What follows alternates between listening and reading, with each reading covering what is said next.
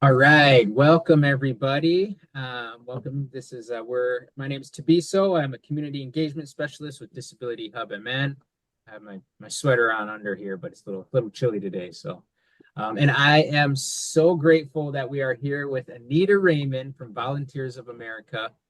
And what's the full title? Volunteers of America, Minnesota, Wisconsin.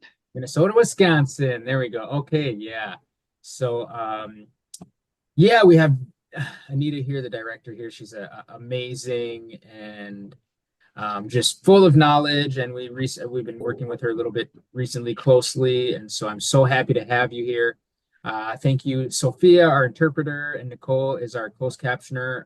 If you do need closed captioning, you can kind of hover at the bottom of your screen of the Zoom call and then hit the CC button, and it should pop up the closed captioning. And we have live closed captioning here, so just to know that.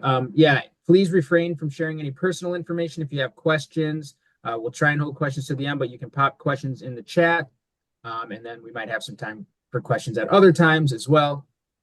So yeah, but if you have questions, pop them in the chat. I'll be keeping an eye on that. And yeah, thank you guys so much. Please keep yourselves on mute for the meantime. And yeah, without further ado, we have Anita Raymond. Thanks. Thank you to be so happy to be here. Thanks for everyone who's here and for your interest. We've been talking about this for quite a few months to be so it's fun to finally make it here late in November. Yeah. Hey, and Anita, Yeah. I don't know why this happens sometimes, but could you stop sharing your screen and then start sharing it again real Oh, quick? okay. Because for me, the your shared screen is in the background, so it's Oh, okay. Thank yeah, you I for don't. letting me know Yeah, and continue to let me know of any issues that come up. Is that yes, better? yes, there we go. Perfect. Okay. You got Cool. everything. Thank Awesome. you. Glad you're here to walk me through the tech side. Yeah, Well, you bet. I am so glad to be here today. I'm going to try in a short amount of time to give you some information about why I'm here, why we work together with Disability Hub, why Tabiso asked me to come and do this. So a little bit about our organization or our program at our organization as a resource for people who want more information about guardianship and supported decision making and anything along the decision making spectrum. So I'm going to talk a little bit about our program as a resource, not a commercial, a little bit about what supported decision making is, why it's important, how that intersects with guardianship, and then some resources. If I am lucky and skilled enough, I will share directly on my screen some of the websites, the fantastic websites that are out there for more information. And indeed, time at the end for some questions and hopefully some answers. And then just a reminder to everybody to please make sure that you are muted because we are not in, as they call it, webinar mode. And so people's microphones can pick up background sounds.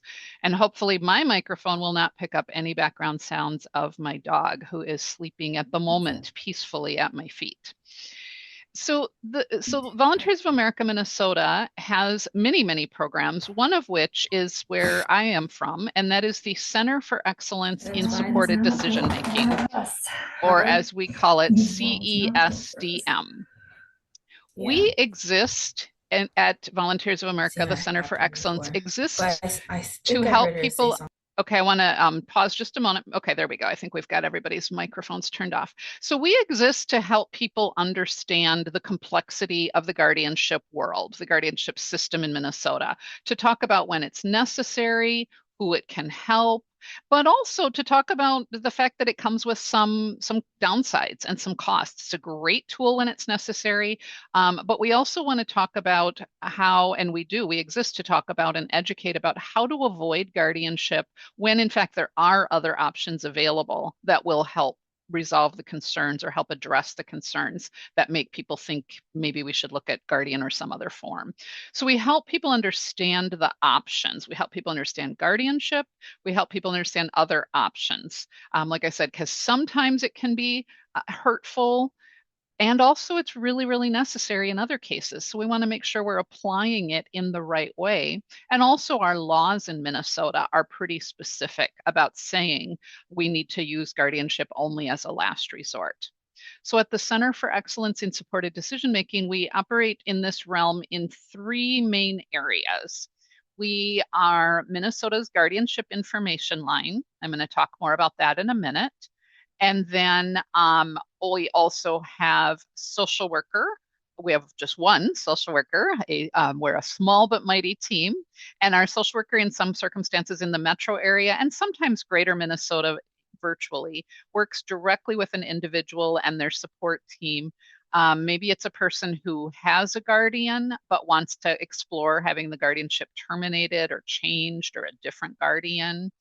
Um, or she might work directly with a person who other people think needs to have a guardian. So in all of those kinds of cases, our social worker tries to help sort out, identify what's the best option, whether it's doing nothing, keep doing like going along as things have been, or organizing more supporters, helping people better understand how we can help an individual, or she can help arrange legal documents or legal arrangements like a healthcare directive, or connect people with legal counsel to do a power of attorney or a trust, or sometimes we need to seek guardianship or conservatorship when that's necessary. So we have the guardianship information line, the direct services social worker, and then our office, especially me, does a lot of training and education throughout Minnesota about supported decision making and about guardianship. So we have a pretty broad base, and we also have a lot of really strong relationships with other partners within the state of Minnesota that we work closely with, who are also working towards some of these same missions of making sure people's needs are met, that also people have self-determination and quality of life, and that we are promoting the best use of guardianship and the best use of supported decision making. So we don't work alone. We work with a lot of great partners like the Disability Hub, like the Minnesota Elder Justice Center and Pacer Center and the ARC Minnesota, and a lot of and the ombudsman offices. So we have a lot of support too to help serve all of Minnesota. So a little bit more about the guardianship information line, because I want to make sure everyone here and everybody watching the recording knows that this is a resource to the state of Minnesota. This is a free service. It's a little bit like the senior linkage line. It's a little bit like the disability hub that we have, only a lot smaller. We have two social workers who are full-time, and it's not a hotline, so it's not 24/7. It's not on holidays or weekends, but we have we talk to over 1,300 people a year, whether it's through phone or video or email communications. We talk to people who reach out to us who are at risk of guardianship, who want to talk to us because someone else is trying to get them a guardian and they have questions about that, or they already have a guardian and they want to talk about maybe some concerns they have about their guardian or just about the guardianship arrangement. We also hear from a whole lot of family members, community members who contact us because they're concerned about an individual who might need extra help. They want to make sure that they are doing the right thing in helping a person, or they're wondering how they can help more. Does guardianship need to be pursued? Could we help them find alternatives? And then we also hear a lot from professionals who are supporting families and who are supporting individuals. We talk to professionals from hospitals and clinics and nursing homes and assisted livings and group homes and case managers and lawyers and special education professionals, anybody who is trying to help support a person who might have questions about supported decision making or guardianship. We talk to. So again, this is a free service. Anyone can call us and we will spend as much time as need be. In the guardianship information line, we can't help people complete legal documents, but we can do our best to answer questions about them. We're not lawyers, but we understand and know the statute, so we can answer questions about how guardianship and other options work within the laws of Minnesota. So we can do a great deal of individualized consultation, like I said, with over 1,300 people a year. We keep our two social workers really busy with all of that. So let me talk a little bit about why. Why do we have the phrase supported decision making in our title? Why do we promote that so much in addition to promoting understanding and best practices of guardianship.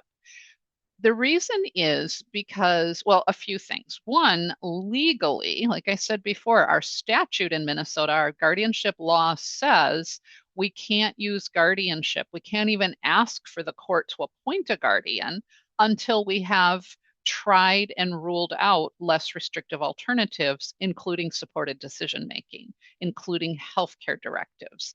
In the case of conservatorship, powers of attorney, community and residential based services, all of the things that are available, technological assistance, whatever can be put in place to try to help support a person without needing to turn to guardianship. That's what our law says we have to do.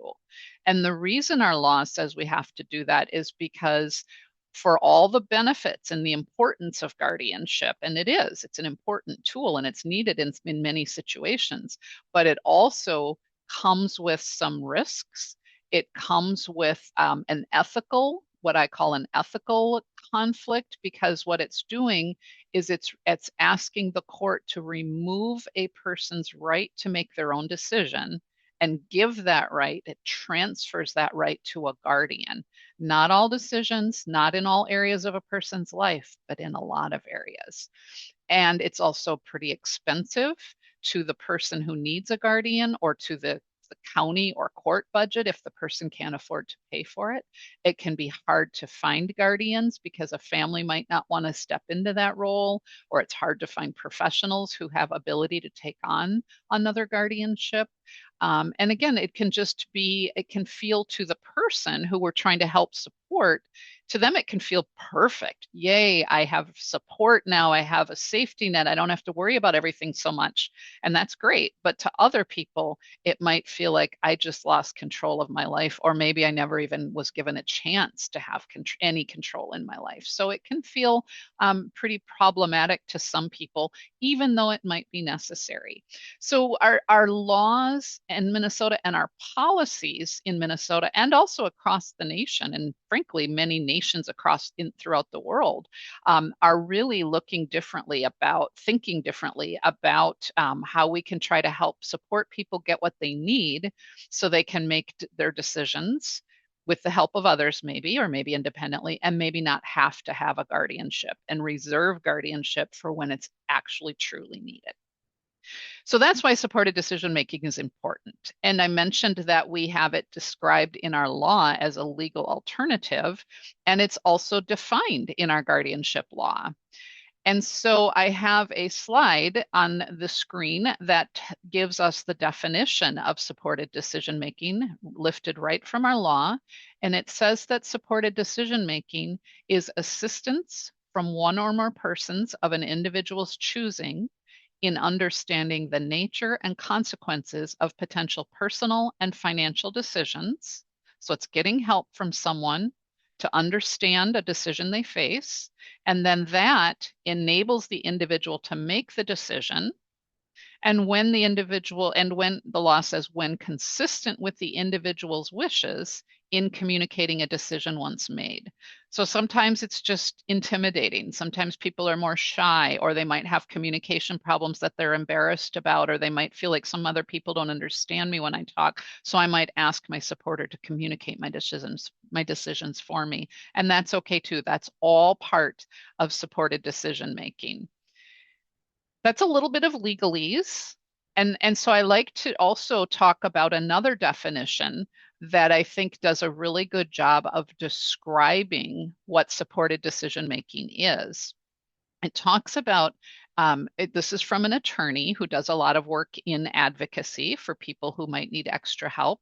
And this attorney's name is Robert Dinerstein. And he described supported decision making as a series of relationships, practices, arrangements, and agreements of more or less formality and intensity designed to assist an individual with a disability to make and communicate to others decisions about the individual's life.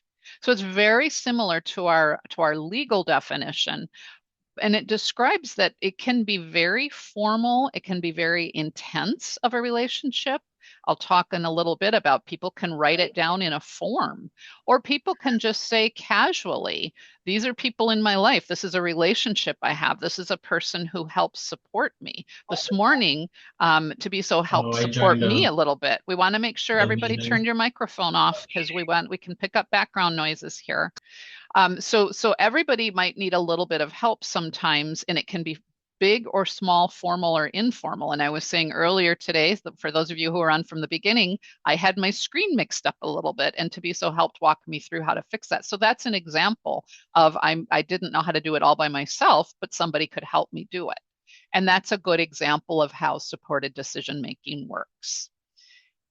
We know, and the research backs this up, and people we know that we work with, people tell us, and we know ourselves, that when we feel like we are sort of the captive of our own ship or the agent of our lives, when we feel like I get to make decisions that affect me, or I get to be heavily involved in decisions about my own life, we know that people are happier, healthier, more likely to live in community-based settings rather than institutions, more likely to have jobs, market rate jobs.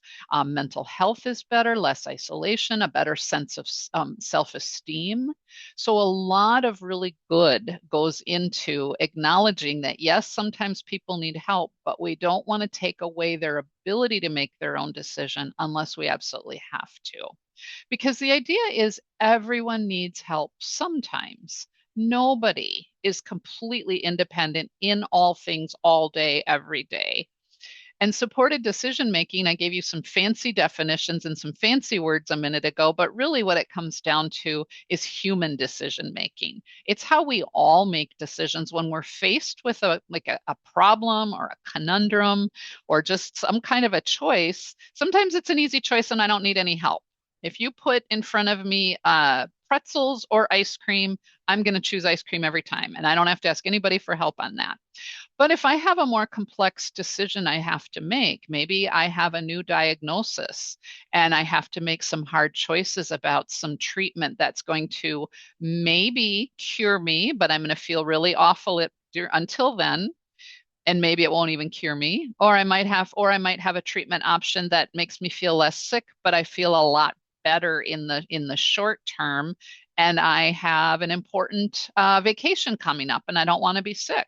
So but weighing that out, if I choose one over the other, what does that mean for my long-term life, my longevity? That's a hard decision. So maybe I turn to my friend who lived through a similar situation, or a coworker who is a nurse. I ask my doctor to explain it again in plain language, and then I go home and talk to my partner about it. So this is all it takes. This is all supported decision making is. It's just a fancy way of saying how we all make decisions when we need more help, more information. I need to gather more information, maybe from the internet or from my friends or from my social worker, my therapist, my doctor. I talk to trusted others, professionals or family and friends, so I can understand better what my situation is. I might ask people to help.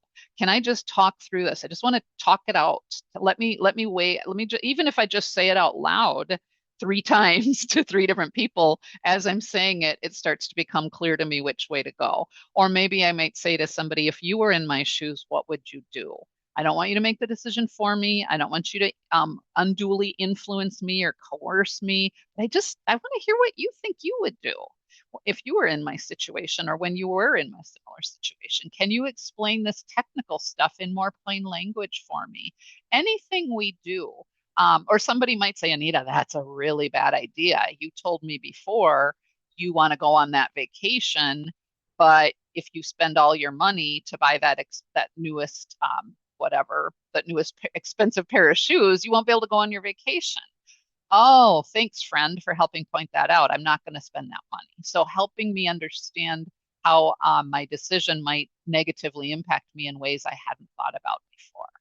So these are just examples of what we all do, how we turn to trusted others to be able to make decisions. And that doesn't mean we have to have a guardian, regardless of our disability or lack of disability. Sometimes we just need some extra help, or maybe a lot of times we need a lot of help, but that doesn't automatically mean we need a guardian. And I have a picture on the screen right now of a young woman in the foreground of a picture. This is a young woman named Jenny Hatch, and she is smiling so big you can almost hear her laughing in the picture. And behind her is a man in a suit, and that man is her lawyer, and his name is Jonathan Martinez.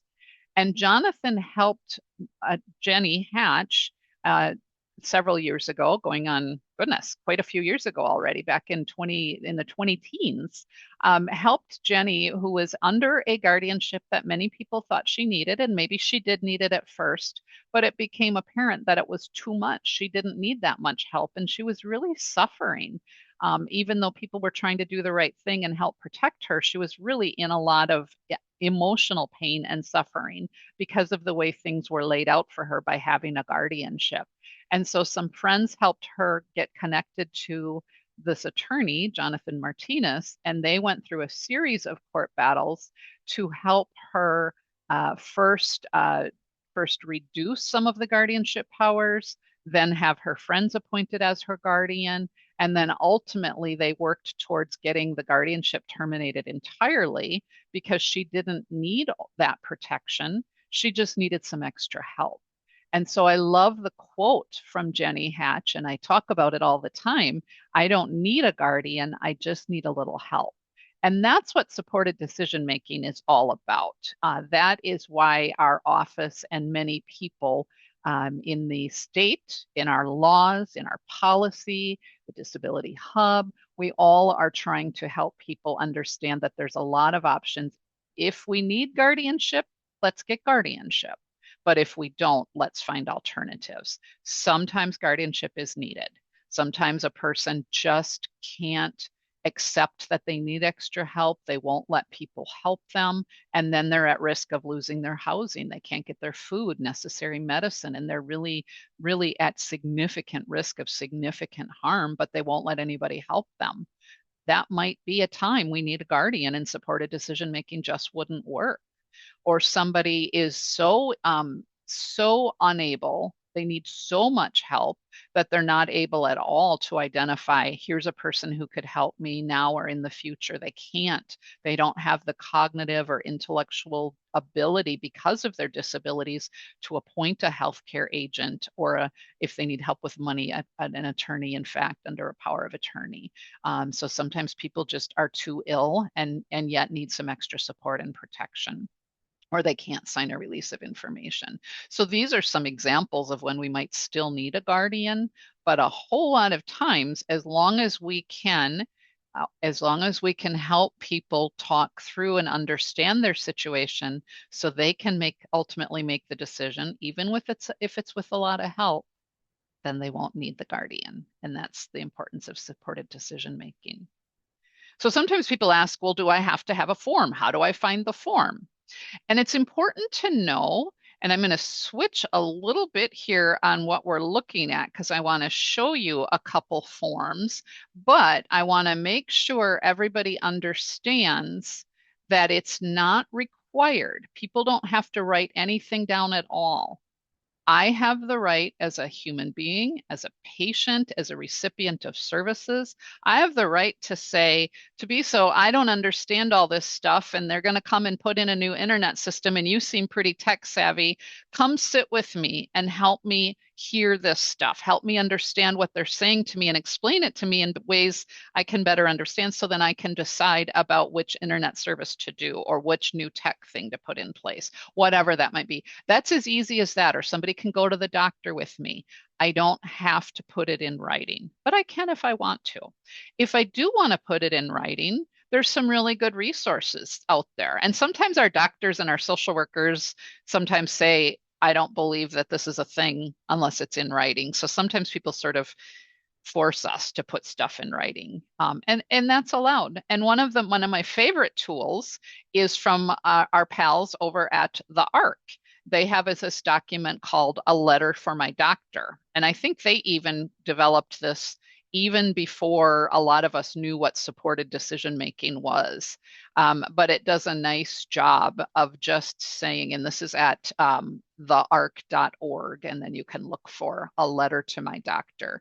But it just does a nice job of reminding a doctor, sometimes I need extra help to make decisions, but that doesn't mean I can't make them. But so if I bring a supporter with me to the appointment, talk to me, not the supporter. I just want to do a check. Is Jamin, I can see you. Is this is showing the form, right, on your screen? A nod? Okay, good, good. So this is a tool that is available to people if they want to write it down. Another tool, if people want to write it down, some of us got together here in Minnesota and made a suggested form if people want to write it down. It's not very user friendly. It's not very pretty. That's on my list of things to work on sometime.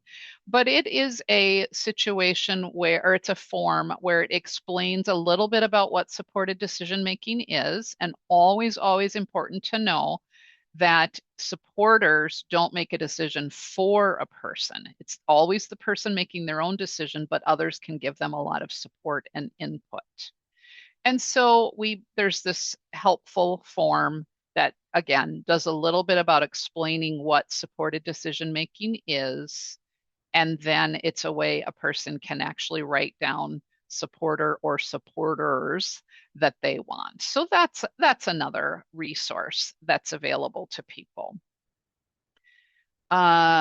There are also, whoops, let me tell you that the Center for Excellence in Supported Decision Making also has a lot of information, and I have made some choices on my screen here that now I can't show you the way I wanted to show you on our webpage. So I'm going to pivot and apologize for that, but let you know that on our webpage, the Center for Excellence in Supported Decision Making at voamni.org/CESDM, we have a lot of information and support and information and documents and tools as well. We have some, and this is on our YouTube page, but you can get to it from our web page. We have what are called explainer videos that are available, that just very bite-sized, just a couple minutes long, 3 different ones that talk a little bit about supported decision making, kind of the things I've been talking about today, but professionally done in a fun little animated video. We also published a couple booklets. The one, if you're looking at the screen, the one on the right is the CESDM Guide to Supported Decision Making in Minnesota, a resource for families and other supporters. That's a pretty long document because it goes into a lot of background about guardianship and options and alternatives. It's aimed at just being a pretty comprehensive informational tool. And some people tell us it's a little overwhelming because it's pretty long. So the other tool that we published more recently that we think that we're really proud of and we think is really helpful if you're ever working with somebody who needs support but maybe doesn't need a guardian, is our booklet called Best Practices in Supported Decision Making: How to Be an Effective Supporter. And both of those tools are available free. You can download them, you can print them, you can share them. Those are great resources. And a nice plug for the Disability Hub, because on the Disability Hub page, there's some fantastic information that is very similar to what we've been talking about today. And I think I might be able to pull that up to call people's attention if you haven't looked at it lately. I know we're hosted by the Hub, so everybody knows all about this, but just a good reminder of some great tools that are available there too, about how to learn life skills, decision making, including supported decision making. So that's a really great tool as well. Now that I'm on my web page, here's another one I wanted to show you. This is some more. This is the National Resource Center for Supported Decision Making at supporteddecisionmaking.org. And they have a lot of tools as well, including some that I really like a lot. If somebody wants to do a deeper dive into, whoops, let's see, that's not the one I wanted. If somebody wants to do a deeper dive into some of the things we've been talking about today, there's some great resources there. There's a brand new app called, and I'm getting off track because I'm so excited about this one. There's a brand new app for iPhone or Android, um, about my choice, my voice, and a way to use people can use their own smartphone to help them track appointments and break down tasks into step-by-step tools, etc. So that's a great resource too. But the other thing I wanted to show you in the realm of tools is when do I want support? This is a tool I also like a lot. This is good to help sort through what are some, and you'll find similar tools on the Disability Hub too. What are some of the things that I want help with, that I need help with, that I need somebody to do for me? So this is a nice way of thinking through some of the things. So those are some great tools as well. And then another resource for people. And then I want to pause. I hope we have some conversation and some questions and answers because I'm almost finished with the things I wanted to particularly share with you. The last thing I was going to share with you is WINGS, the Working Interdisciplinary Network of Guardianship Stakeholders, which is a group of people who come together every other month and talk about best practices in guardianship, alternatives to guardianship, trying to provide opportunities to discuss issues, as well as a lot of information in occasional, maybe roughly, not quite roughly, quarterly newsletters and webinars and so forth. And so if people want to make sure, and also we're welcome to have people come to our meetings and talk with us about issues you're seeing out in the world related to supported decision making or guardianship or problems in the systems.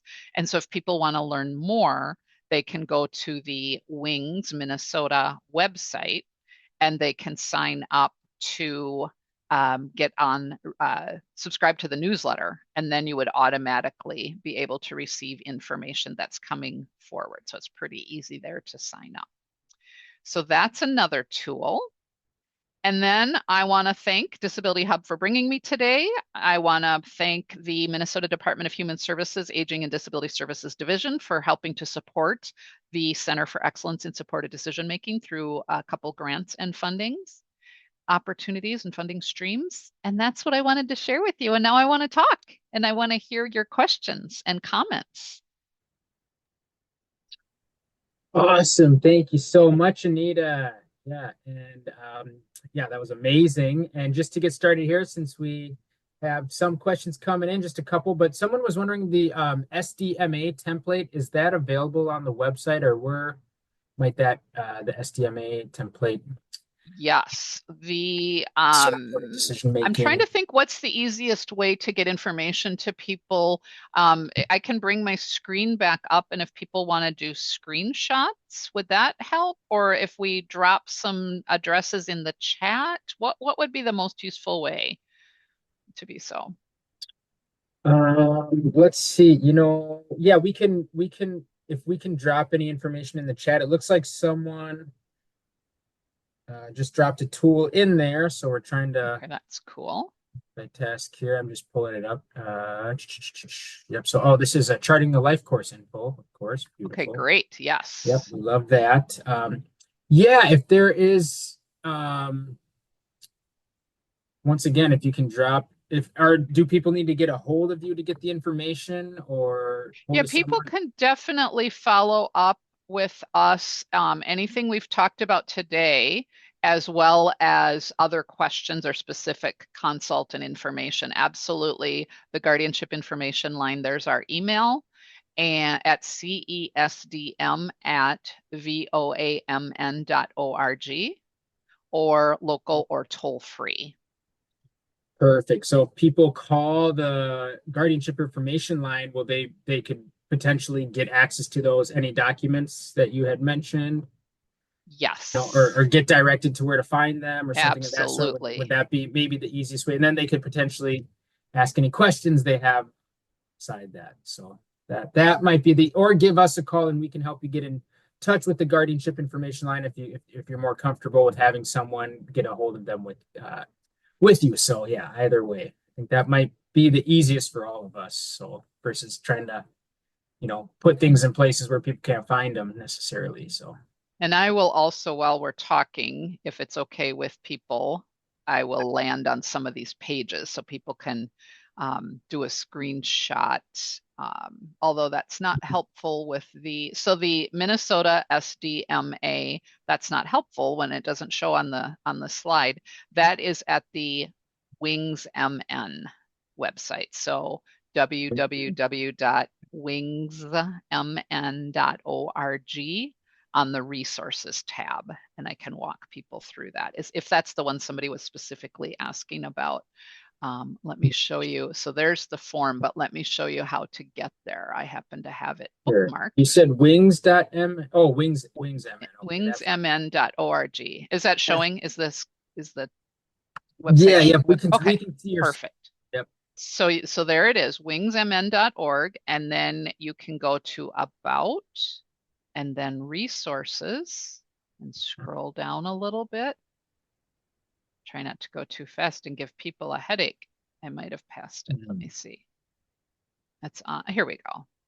Supported. You have to go through the guardianship to get to supported decision making, and then that's where you can land on the document. In the dive. Okay, and I will go ahead and just pop that link into the chat so people can go there. And so here's the link to that exact page. Yep.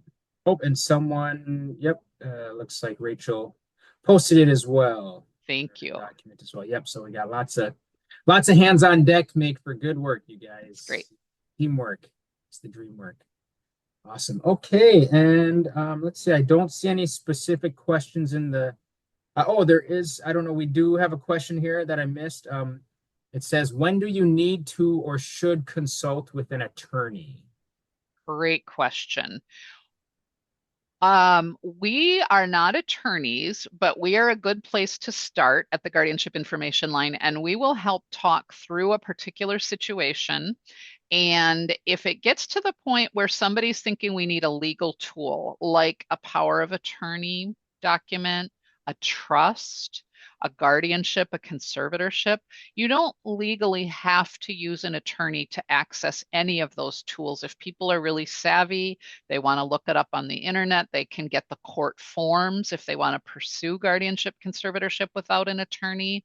And I understand the desire to not use an attorney because it's expensive, it can be intimidating. But these are really significant legal tools, and sometimes there are mechanisms where people don't have to pay the attorney. Sometimes attorneys are able to do some pro bono work, or sometimes counties will pay attorneys to represent families or individuals who are wanting to either modify or terminate a guardianship or start a guardianship.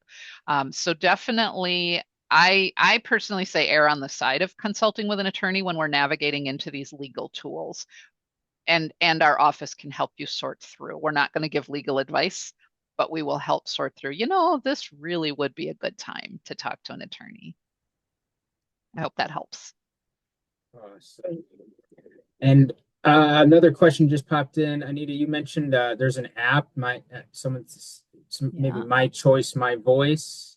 Yes, let me see if I can find that for you. That we found that was on the National Resource Center. Oh, I'm not, okay. 1 second, let me find it by going a Sure. different way. I'm going to come No. back to this slide, to the supporteddecisionmaking.org. That gets us to the National Center. And that's going to help us. Then when we come down to tools, there's a lot more information on that site too, but for our purposes today, we're going to go to tools. And then it says, for everyone, let me do it. An app to help people and their supporters track decisions and daily tasks. This is brand new. It just came out this fall. I want to see if we can show, I wonder if we can find some features to show people. There's an example of what it will look like on your phone. Again, Apple or Android. Let's see if we can don't know if we can make this bigger or not, maybe not. But it's a great tool, and it's also designed. I haven't played a lot with it, but I did download it and look at it a little bit. So if I'm supporting someone else, I can download it on my phone and I can say I'm helping someone else, and then it'll be aimed at me of how to support the person. Or I can say it's me. This is about me. I need some help. And then it will let you, and I think it probably will take a little bit of time to set it up because it's really robust. I can enter the names and contact information of all my supporters. I can think of the tasks, like if it's hard for me, what they call sequencing. Maybe it's hard for me to figure out everything I have to do to get out the door in the morning to get to my job. So sometimes I always forget to put on the right sweater, or do I remember my socks so my feet don't get cold in my lunch? And so I can set up ahead of time some methods like these are all the things that I have to do this morning, every morning before I leave the house. I better feed my dog. I better let my dog out and let him back in. And and then once I've did all that work, it'll give me little reminders and tasks that I can just click and say, okay, I did that. I did that. I'm good to go. It's a really great tool, I think. And it was developed by a person with a disability and their dad, I think. Awesome. Yeah, that's fantastic. I put the supporteddecisionmaking.org link in the chat, as well as the Let Me Do It directly to this letmedoit.org/features app as well. I put the link in the chat as well. So, and then let's see, it's 12:42. We're scheduled till 12:45, and so, but we do have another question, if that's okay. And the chat here says, I'll just read this out loud. I haven't read it. If a person is using supported decision making successfully, but is very vulnerable to outside influence, is it recommended to pursue guardianship to prevent a family member, from taking advantage of the person, perhaps by talking them into a guardianship under the family member who may not have been the person's best interest, might not have the person's best interest at heart? Sorry if I stumbled over that a bit. Yeah, you can I read got it. it. It's in the It's chat in the there. chat. Okay. No, it was good. You did well. I got it. And that's an excellent question too. You know, and it's very personal. It's hard to talk really specifically in our general audience here today, but generally, because I bet other people have a similar question like that, we really want to, in most cases, we want to not do guardianship proactively or because something might happen in the future. In a situation example you're giving, you gave some great examples of specific things you're afraid might happen to the person because of their existing vulnerabilities. So then maybe what we want to try before going into guardianship to overprotect them, maybe before that we think about if we're concerned that someone might talk them into giving them all their money, that might be a real thing. But instead of looking at how taking away the person's access to their money because something might happen, maybe instead we will say, let's think about ways that how much pocket money do you need every day or every week? And let's talk about putting the rest of the money maybe with a representative payee or maybe in a bank account that if I'm the trustworthy person helping you, maybe you and I both, maybe it's your bank account only, but it's set up so that I'm an authorized signer or we're both co-signers so that if someone talks you into something and I'm not there, I'm going to get notified by the bank. This is just an example, and that's a sloppy example. If I'm afraid someone's going to talk my friend into getting a guardianship over and that person isn't the right, and that would be a really bad outcome, I might set things up with my person. Make sure day or night you call me or email me or text me if something like this happens. And then we're going to talk through it. If somebody did bring a petition for guardianship that wasn't right for the person, the good news is if the statute is followed in the county where the guardianship is, the good news is the person will get notice that this is happening. They will get a court-appointed attorney who can help advocate this person does not want or need a guardianship, or if they do need it, they want this someone else, the right person, to be the guardian. So they'll get notice and a chance to defend themselves with their attorney, and their other family members will get notice that this is happening. And if they live in a group home or nursing home, or if they've previously appointed someone as their healthcare agent under a healthcare directive, all of those people have to get notice of a guardianship proceeding too. So there would be opportunity, hopefully, to hopefully successfully fight an unnecessary or inappropriate guardianship. So I hope that helps answer the question. But it comes down to, Meadow, every single issue. We're worried about a person getting financially taken advantage of. Well, then what can we shore up to make sure that doesn't happen? We're worried about a person being forced to do something, being taken away from a place that they want to live, and somebody wants to take them away from that. What can we shore up so that if somebody tries to do that, it can be stopped, right? So each issue, and then we try to build in that scaffolding. And ultimately, if we absolutely can't protect a person and they're absolutely in danger and there's no other way to do it, then maybe a guardianship conservatorship with the best person appointed to be the guardian or conservator. Awesome.